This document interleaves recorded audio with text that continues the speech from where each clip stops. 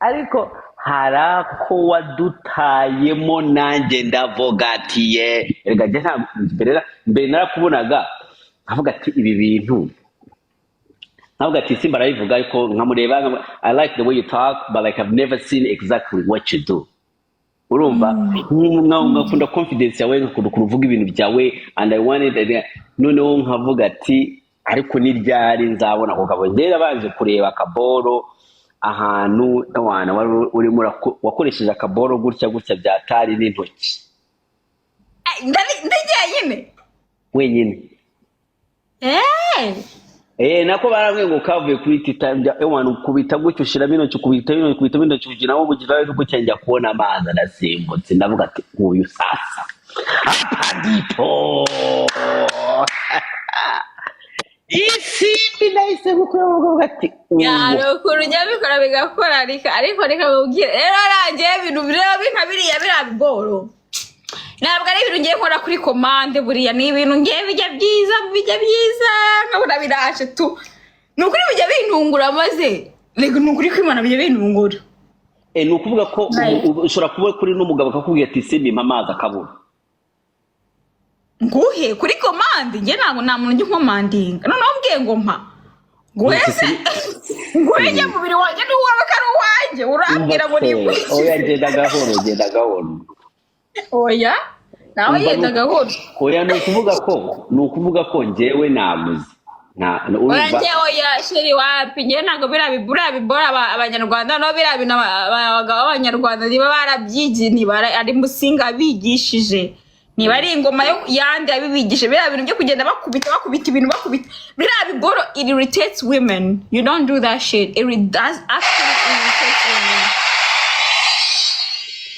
Ubu njyewe ndakuguze oya ntabwo ugura iyo uguze no kugura hariho n'amategeko hari amategeko n'amabwiriza amabwiriza mbwira amabwiriza yawe ngiye kugura y'abagabo batekereje ko baguze batekereje ko ariko kugura ibirayi ukagenda ukabihata uko bishatse ukabishyira mu nkono ukabiteka umuntu ntabwo umuguzi uramukodesheje ntabwo ugura umuntu uramukodesha my friend. So iyo ukodesheje ikintu ukitaho kuba ugomba kukigarura aho wagikodesheje. So iyo ukodesheje umuntu ufite ubwenge bwe willing ye n'ibiki ntabwo uvuga ngo pici ugura icyo ugura mukumvikana ibyo mwumvikanye akaba ari byo cyangwa ntabiguhereza ibintu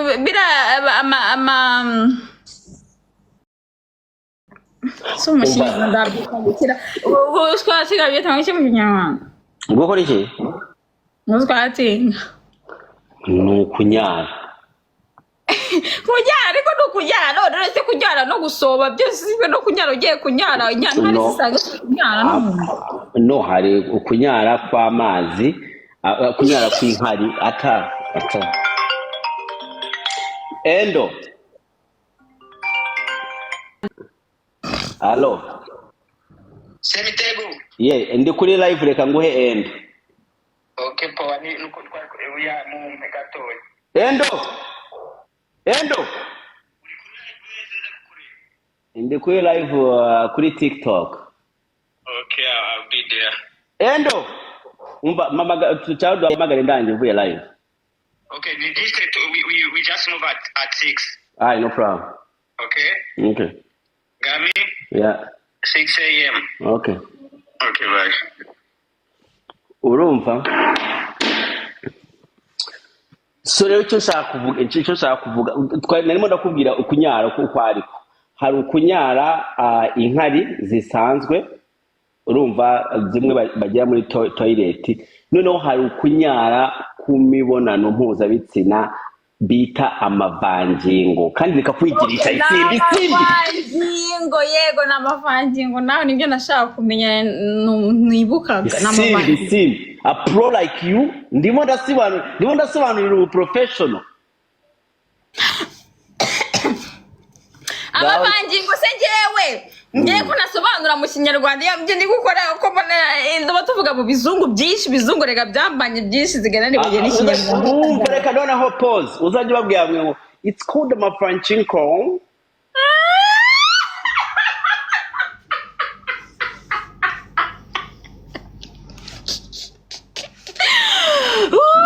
ngo mavakingo Called amafranchinko. mavakingo Amafranchinko. Majigo.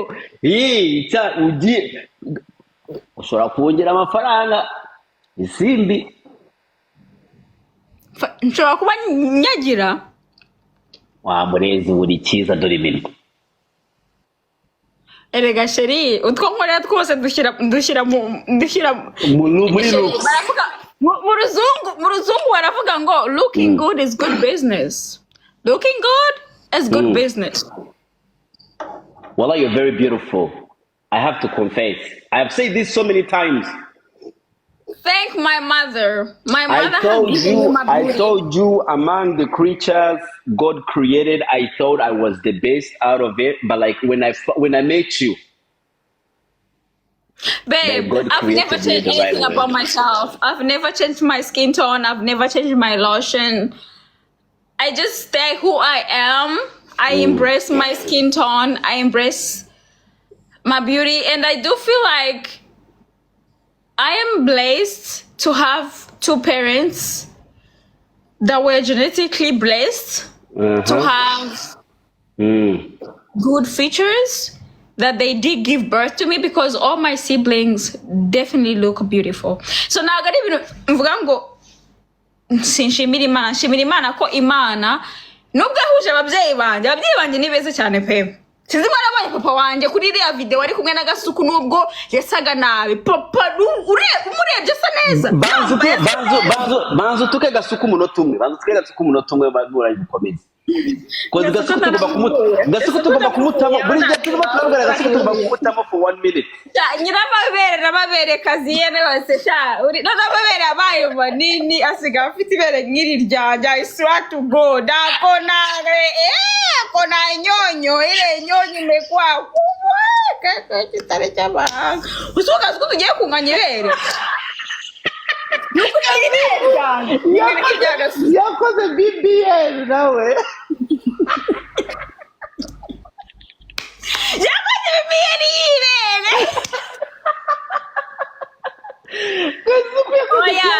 Reka nkubwire, like honestly ababyeyi banjye uretse ubukene n'ubuzima bugira nabi nuko bahuye bari toxic.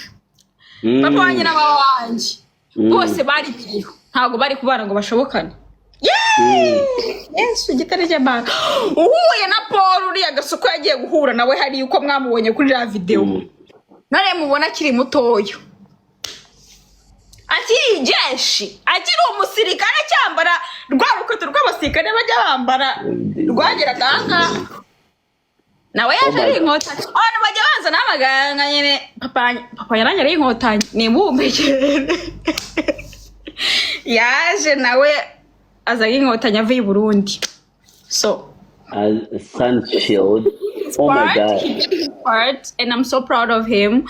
But I'm not proud of him of how he doesn't take accountability to be a man and build himself, because ntago ari injured sheri, nta injury afite, ntago bamurashe, ari ni muzimu. Baramudischarginze kubera he was indisciplined. Honestly, he was indisciplined.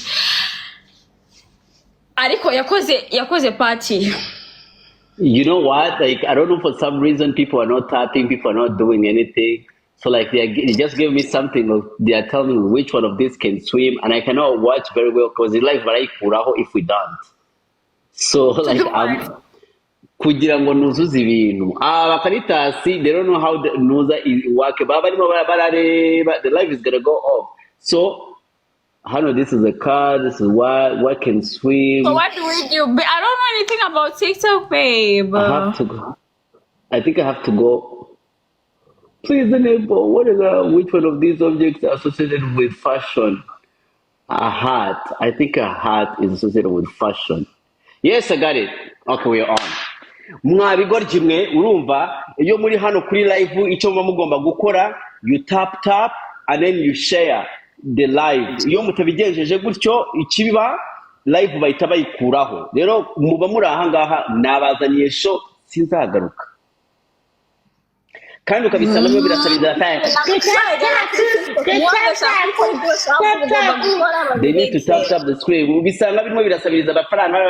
Nobody wants your fucking money here. We have bazaniye CV. And tomorrow I can bring you someone else.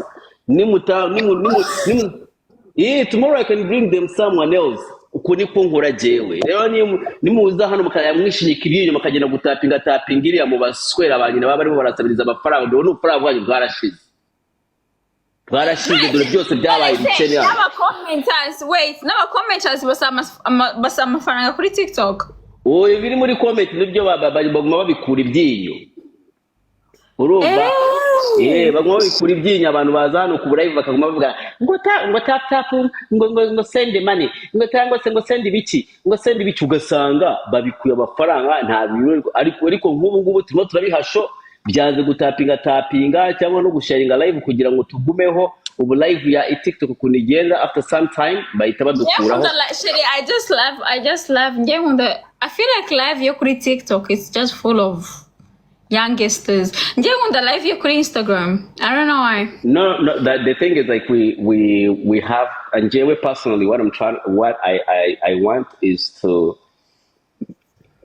abanyarwanda kuza kuri TikTok, because TikTok is even more like it gives money n'iki mu bintu bitandukanye. However much I don't want how ukuntu abantu babikoresha, but it's more like it makes more sense. Like financially wise, you know what I mean? So yeah, so ndashaka ko abanyarwanda manimo ndashaka ko abanyarwanda baza there's like 19 people they liked, or they're the one watching the live. How many people are watching the live? Wowe 19 people nibo barimo barakureba? No, nje ndi kukubaza abari kutureba ni bangahe hose hamwe? Jewe, I have 221 people here watching. Okay, I can see there. What about me? Where's mine? Wowe bakubande baribo bakureba. This is my life. Abanje nyambarebera hehe. Ego gitarishamo. Abanje barebera he. None se nuri murababona hejuru. Ndabona bawe uravuze ngo abawe ubungu bawe ni 214 no? Nibo ndi kubona abanye bari hise. I hosted the live, so like you're going to see the total barimo baratureba.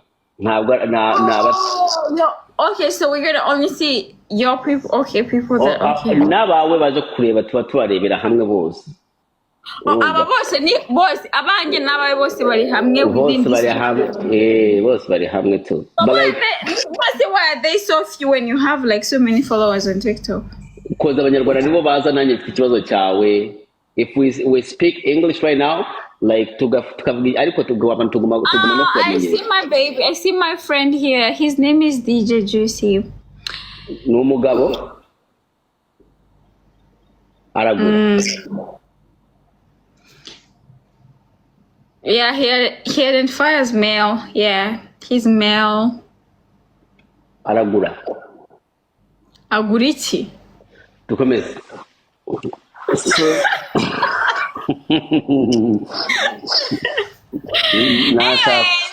Dukomeze tugeze hehe. Juicy, I see you, baby. DJ Juicy. Anyways. Hey, okay, tell me what's up. Ngewe uve nayite ndimo nakubwira ukiri muratubwira ukuntu uri mwiza nanjye ndimo navuga ati Bakira ngo ndi mwiza nese ndi bwiza giye ngomba kubabwira ko ndi mwiza cyane. Okay, nababwiraga ko ababyeyi banje barakodesha barahuye barahuza ubundi barambyara. Babyara na musaza wanje mwaratubonye ngewe na musaza wanje twembi twagiye kwa Isimbi. Musaza wawe kabisa nawe ni and we are so beautiful. We are beautiful kids. So we are abanyarwanda ni babi. Ngwiko bana.